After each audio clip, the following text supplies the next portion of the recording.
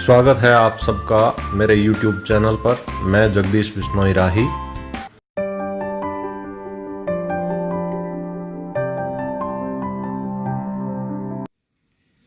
पर परागण में हमें पता है कि पराग कणों को वर्तिकाग्र तक पहुंचाने के लिए किसी न किसी माध्यम की आवश्यकता होती है। उस माध्यम को हमने क्या पढ़ा था? अभिकर्मक, परागण अभिकर्मक के रूप में पढ़ा था। परागण अभिकर्मक ये दो प्रकार के हो सकते हैं, जैविक हो सकते हैं और अजैविक भी हो सकते हैं। जैविक में कौन आएगा? जैसे कीट है, पक्षी है, जंतु है, ये जैविक में आते हैं। जबकि अजैविक में कौन है? जल है, वायु है। इस प्रकार के जो एजेंट हैं वो अजैविक में आते हैं।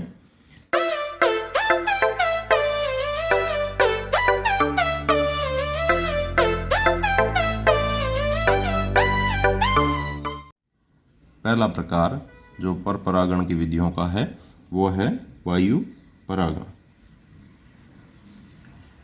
इनकी इंग्लिश टर्मिनोलॉजी ज़रूर याद रखनी है। कई बार प्रश्न सीधा ही वहीं से पूछ लेते हैं, हिंदी शब्द नहीं दे रखा होता है। Anemophily, anemophily. हम सोचते हैं कि वायु परागण का सादा सा अर्थ होगा एयर पॉलिनेशन, जबकि उसके लिए साइंटिफिक जो टर्म्स है वो है एनिमोफिली। इसमें क्या होगा? अपन शब्द से ही अर्थ निकाल सकते हैं कि इसमें एजेंट का काम कौन कर रहा है? वायु कर।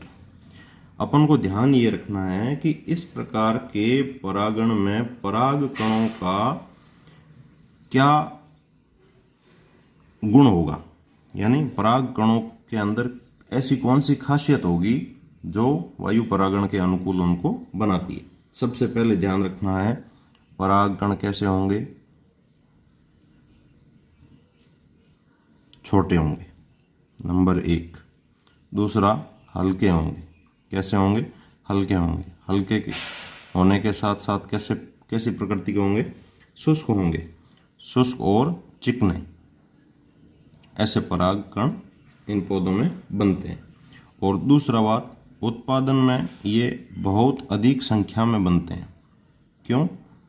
क्योंकि इनके सफल होने की दर बहुत कम होती है। वायु के साथ जाने पर ज़रूरी नहीं है कि वो वर्तिकाग्र तक पहुँचे, तो अधिक संख्या में इनका उत्पादन होता है। अब वर्तिकाग्र में क्या अनुकूलन होने चाहिए? वर्तिकाग्र नंबर 1 रोमिल होगी, यहाँ तो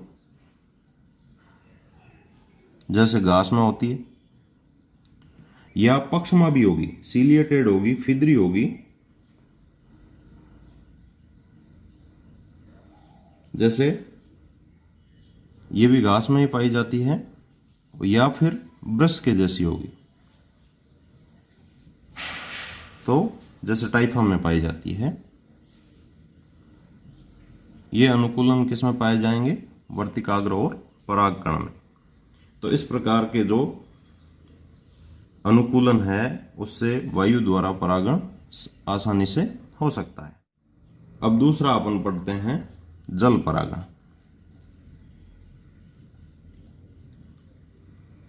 जल परागण, यहां भी ये टर्म याद रखनी है।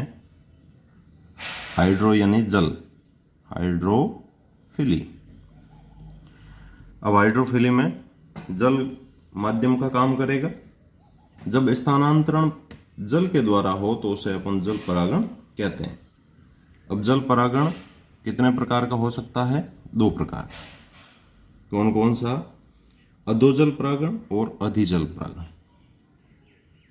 अधोजल परागण या अधिजल परागण।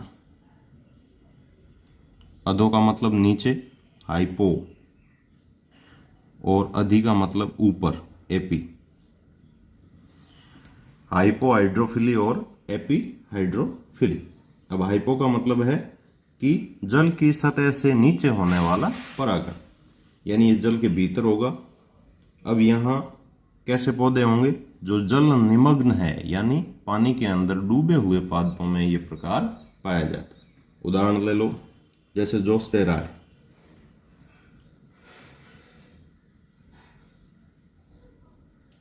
ये जल की सतह है, इसके नीचे यदि पादप हैं, इस प्रकार के पादपों में यदि ये परागण क्रिया होती है तो अपन अधोजल परागण कहेंगे।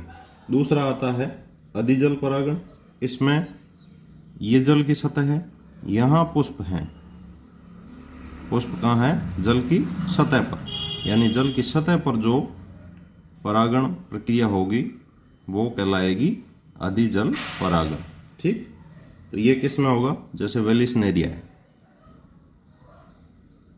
वेलिस्नेरिया,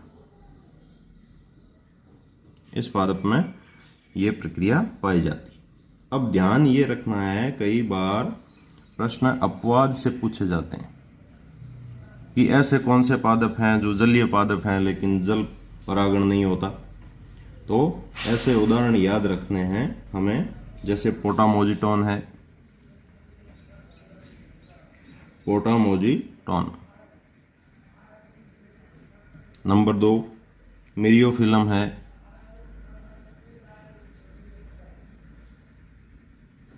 नंबर 3 निम्फिया है। ऐसे पादप हैं जिनमें जलीय पादप होते हुए भी जल परागण नहीं होता। जैसे ये 2 पादप है, पोटामोजिटोन और मिरियोफिलम है, इनमें वायु परागण होता है। और निम्फिया है, इसमें कीट परागण होता है। ये ध्यान रखना है, ये बहुत ज़्यादा इम्पोर्टेंट है।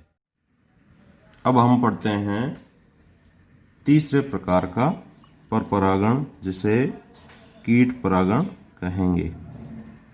शब्द से ही पता चल रहा है कि यह है कीटों के द्वारा होने वाली प्रक्रिया है। इसमें बहुत सारे कीट यानी इंसेक्टा वर्ग के बहुत सारे कीट इसमें भाग लेते हैं, लेकिन ज़्यादातर ये परागण किसके द्वारा होता है? मधुमक्खी के द्वारा। 80% कीट परागण किसके द्वारा होगा?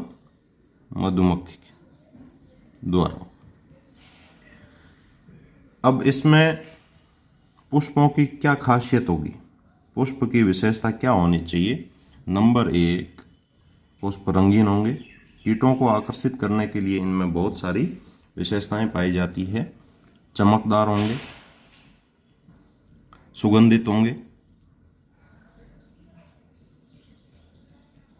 इसके अलावा मकरंद युक्त होंगे,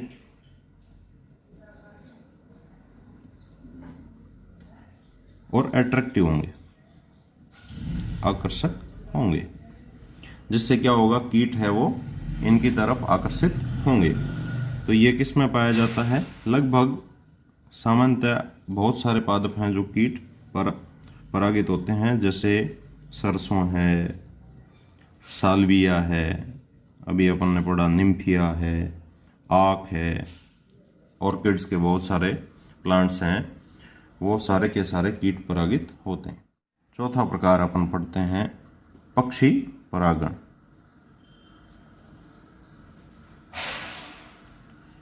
हमने कीट परागण के लिए टर्म्स नहीं पढ़ी, वो टर्म्स होती है एंटोमोफिली, इसको याद रख लेना। कीट परागण के लिए जो इंग्लिश टर्म है वो है एंटोमोफिली। पक्षी परागण के लिए ऑर्निथोफिली।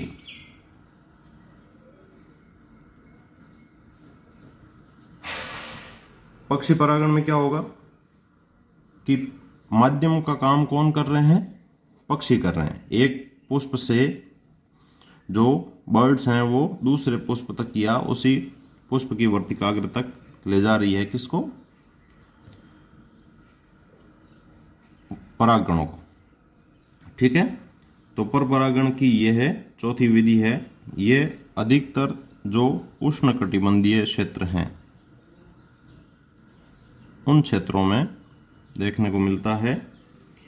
इसमें पुष्प की खासियत क्या होनी चाहिए? पुष्प होंगे कुछ विशिष्ट आकृतियों के, जैसे नलिकाकार पुष्प हो सकते हैं। ये किस में पाए जाते हैं? तंबाकू में, या फिर प्यालेनुमा हो सकते हैं। किसमें? कैलीस्टेमॉन,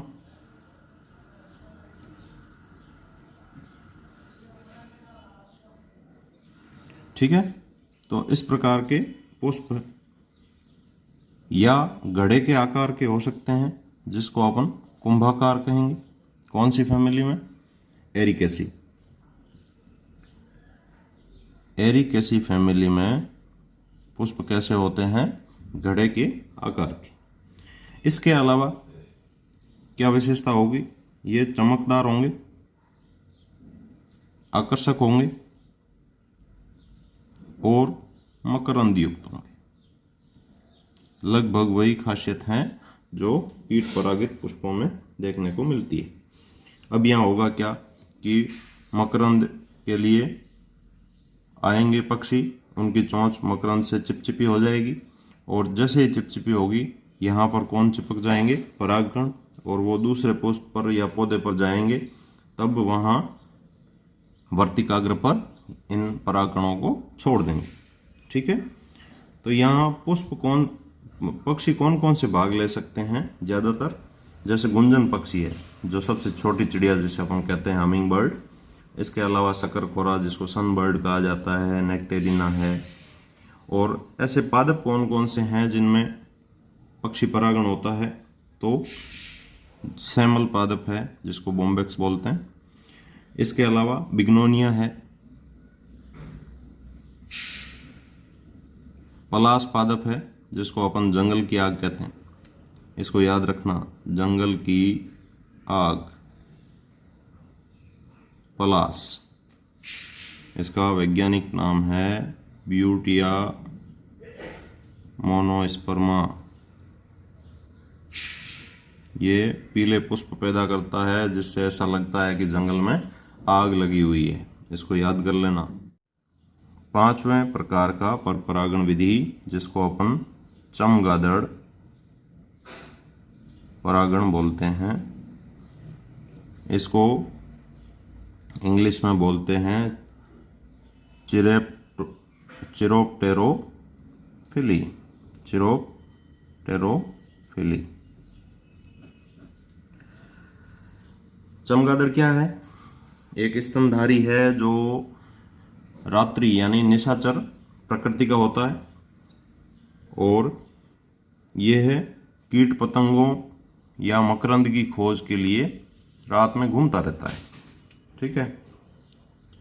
तो इस प्रकार के परागण में क्या होगा कि जो पादप, ऐसे पादप जिनके पुष्प रात में खिलते हैं, रात में खिलने वाले पुष्प, ये इसकी पहली ज़रूरत है कि पुष्प कैसे होने चाहिए? जो रात में खिले और अधिक मात्रा में मकरंद स्रावित करते हैं। मकरंद श्रावण दूसरी आवश्यकता है इसकी। ऐसे कौन कौन से पादप हैं? जैसे कदम्ब है, इसके अलावा कचनार है, बोहिनिया वेरीगेटा, इसके अलावा है बालम खीरा, जिसको किगेलिया बोलते हैं। ऐसे पादपों में यह पाया जाता है।